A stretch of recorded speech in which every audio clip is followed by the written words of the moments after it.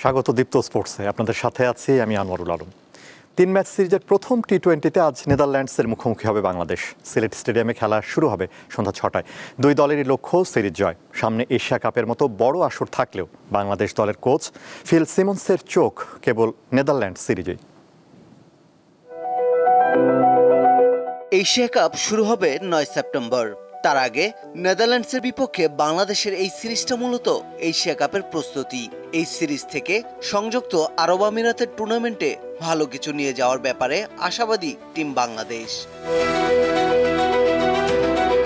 3 ফরম্যাটেই Netherlands বাংলাদেশের তুলনায় শক্তিতে পিছিয়ে। সিরিজের প্রথম টি-20 ম্যাচের আগে সংবাদ সম্মেলনে আসেন টাইগারদের কোচ ফিল সিমন্স। সেখানে তিনি জানিয়েছেন আপাতত চোখ কেবল নেদারল্যান্ড সিরিজেই। আমি এশিয়া কাপ নিয়ে ভাবছি না। এশিয়া কাপ আসবে এই সিরিজের পরে। এখন আন্তর্জাতিক একটি দলের বিপক্ষে আন্তর্জাতিক একটি সিরিজ খেলছি আমরা। এখন এই সিরিজ নিয়েই ভাবছি। প্রায় 3 বছরের বিরতি দিয়ে আবারও বাংলাদেশের টি-20 দলে ফিরেছেন নুরুল হাসান সোহান। ঘরের মাঠে নেদারল্যান্ড সিরিজ আর সংযুক্ত আরব আমিরাতে এশিয়া কাপের দলে আছেন তিনি। এছাড়া নিয়মিত একাদশের বাইরের ক্রিকেটারদের পরীক্ষার একটি মঞ্চ হিসেবেও নেদারল্যান্ড সিরিজকে কাজে লাগাতে চায় বাংলাদেশ। দ্বিপক্ষীয় সিরিজ খেলতে নেদারল্যান্ডস এবারই প্রথম এসেছে বাংলাদেশে। টি-20 সংস্করণে এখন পর্যন্ত 5 বার মুখোমুখি হয়েছে নেদারল্যান্ডস ও বাংলাদেশ। ডাচদের জয় মাত্র একটি। সিরিজের আগে 2 দিন প্রস্তুতির সুযোগ পেয়েছে তারা। বাংলাদেশের সঙ্গে আমি আগেও কাজ করেছি, তারা নিয়মিতই ভালো করছে। তাদের সঙ্গে খেলাটা চ্যালেঞ্জিং হবে। পরবর্তী 2 ম্যাচ হবে 1 ও 3 সেপ্টেম্বর। পারভেজ খোকন, দীপ্ত স্পোর্টস। বর্তমানে ক্রিকেটে অন্যতম talk of the town BCB নির্বাচন। বাংলাদেশ ক্রিকেট বোর্ডের পরবর্তী সভাপতি কে হবেন এ নিয়ে আলোচনা অবশ্য আরও আগেই শুরু হয়ে গেছে।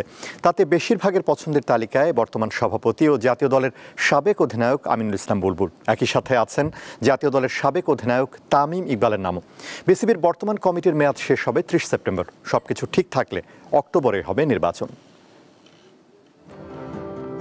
রাজনৈতিক পট পরিবর্তনের পর নাজমুল হাসান পাপন যুগের অবসান। এরপর জাতীয় ক্রীড়া পরিষদ থেকে মনোনীত হয়ে এসেছিলেন ফারুক আহমেদ। তবে নানা বিতর্ক সঙ্গী করে বিদায় নিতে হয়েছে তাকে। তারপর এনএসসির পছন্দেই বিসিবি সভাপতির আসনে বসেন সাবেক অধিনায়ক আমিনুল ইসলাম বুলবুল। তার দায়িত্ব নেবার পর থেকে দেশের ক্রিকেটে নতুন করে আশার সঞ্চার হয়েছে। অল্প সময়ের মধ্যে বেশ ইতিবাচক ইমেজ তৈরি করেছেন তিনি। যে কোনো উপায়ে বিসিবির সভাপতি হিসেবে দীর্ঘমেয়াদে বুলবুলকে চাইছেন অনেকেই। তবে দায়িত্ব নেওয়ার পরই তিনি জানিয়ে দেন স্বল্প সময়ের জন্য এই পদে এসেছেন। সবশেষ 24 আগস্ট নারায়ণগঞ্জে খেলার মাঠ পরিদর্শনের সময় নির্বাচনের বিষয়ে নিজের চূড়ান্ত অবস্থান জানিয়ে দেন বর্তমান সভাপতি। তিনি নির্বাচন করবেন না, কারণ নির্বাচন করতে যে রসদগুলো লাগে তা তার নেই। তাই জাতীয় ক্রীড়া পরিষদ যদি চায় তাহলে তিনি থাকবেন, অন্যথায় না।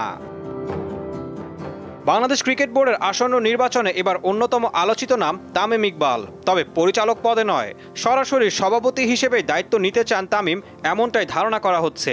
দেশের সাবেক এই অধিনায়ক এরই মধ্যে ঢাকার প্রভাবশালী একাধিক ক্লাব কর্তাদের সমর্থন পেয়েছে বলেও গুঞ্জন রয়েছে।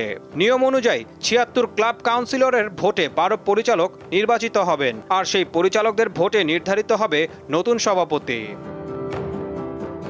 এছাড়া দৌড়ে আছেন বিসিবি থেকে বের করে দেওয়া সভাপতি ফারুক আহমেদ। যদিও অতীত অভিজ্ঞতা এবং ভোট ভিত্তিক সমর্থন বিবেচনায় সভাপতি প্রার্থিতায় তিনি তুলনামূলকভাবে পিছিয়ে। বিসিবির বর্তমান কমিটির মেয়াদ শেষ 30 সেপ্টেম্বর।